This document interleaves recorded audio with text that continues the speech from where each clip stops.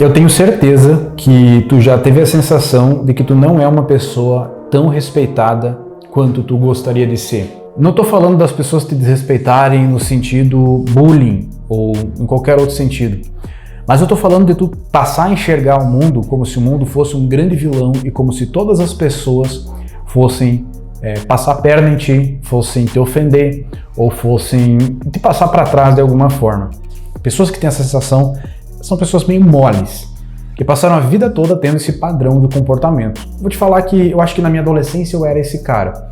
Um cara que não sabia dizer não, não sabia se impor, não gostava de falar, evitava falar, né? E com isso as pessoas acabam se sobressaindo sobre você. E quando tu tenta impor o teu frame sobre elas, acaba que tu não consegue porque tu não tem uma personalidade, uma força de comunicação forte o suficiente para sobressair o outro. A comunicação de duas pessoas, qualquer interação, seja uma profissional, um relacionamento, qualquer coisa, sempre tem um que se sobressai sobre o outro. Não é na maldade, não é na manipulação, é automático. Como eu posso dizer, um tem um frame mais forte do que o outro. Tem a energia mais forte do que o outro. Se eu estiver conversando com um cara aqui, a minha postura, meu tom de voz, o que eu falo, como eu me comporto, como eu olho para ele, talvez melhore o meu frame sobre ele. E aí eu posso conduzi-lo para onde eu quiser. E não ser conduzido, não ser submissivo às pessoas. É uma questão de tu ser tão incisivo na tua comunicação.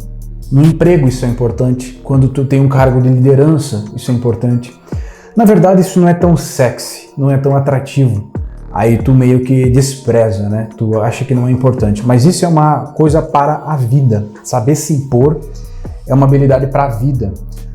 Por coincidência, ontem, eu estava respondendo box de pergunta lá na outra rede social e a gente entrou naqueles assuntos de quando o homem vive um relacionamento fracassado, pode-se dizer assim, onde ele está passando pelo deserto sexual. Inclusive, muitas mulheres também passam por isso, por incrível que pareça. O deserto sexual é para explicar quando uma pessoa está dentro de um relacionamento, ela faz tudo certo, o cara é um cara dedicado, um cara legal, um cara bom, fiel, e a mulher não entrega aquilo que ele mais quer. Obviamente, a gente está falando do ato sexual. E quando passa um certo tempo, entra naquele comodismo e as pessoas acham que viver com pouco ali, com migalhas, é normal. E o relacionamento passa a ser extremamente horrível. E as pessoas sem isso não são uma só carne, passam a não se suportarem mais, mas não terminam, porque se amam, né? E aí, debatendo sobre esse assunto, eu explico lá que isso aconteceu porque, de certa forma, o homem permitiu que acontecesse. De certa forma, ele não exigiu que o relacionamento tem que ser assim, com essas determinadas coisas. E a base de tudo, que é o ato sexual, que é em cima desse ato que se constrói o respeito, a admiração, o tesão, tudo está ali. Isso é a raiz de tudo. Acredita ou não, mas é a raiz de tudo. Quando não se tem isso, não se tem mais nada. Desde o começo do relacionamento, deve-se deixar bem claro. Eu não quero um relacionamento que passe por isso. Eu não quero um relacionamento que tenha isso. Então, todos os erros que se tem em relações humanas, as coisas que te incomodam, desde, minha namorada posta foto de biquíni. Mas minha namorada me deixa num deserto sexual por anos, por meses. Isso tem que ser falado no começo, ou seja, é necessário que tu tenha uma postura que saiba muito bem para si mesmo, né? O que tu tolera e o que tu não tolera. Não seja uma pessoa muito tolerante também, que tolera tudo. E saiba bater o pau na mesa. Dizer, tá claro, aqui. A partir daqui eu não tolero. A partir daqui é desrespeito. A partir daqui eu não quero mais. Tudo isso tem que ficar muito claro para uma pessoa te respeitar. As pessoas não sabem muito bem o que significa respeito. A nossa cultura aqui, brasileira, ela é uma cultura calorosa, ela é uma cultura mais do contato, facilitando então todas as proximidades que as pessoas criam. Então elas não sabem muito bem, nem tu sabe muito bem, o que é desrespeito. Então não se tem um protocolo exato de quando se entra num relacionamento, de quando se tem uma amizade, de quando se... Sabe, não se tem. então deve-se ter. Você tem que ter o seu protocolo e deixar claro para as pessoas: isso aqui eu não tolero, isso aqui eu não gosto, isso aqui eu não quero que tu faça comigo. Ah, vai parecer o chato? Paciência. Isso é ter postura.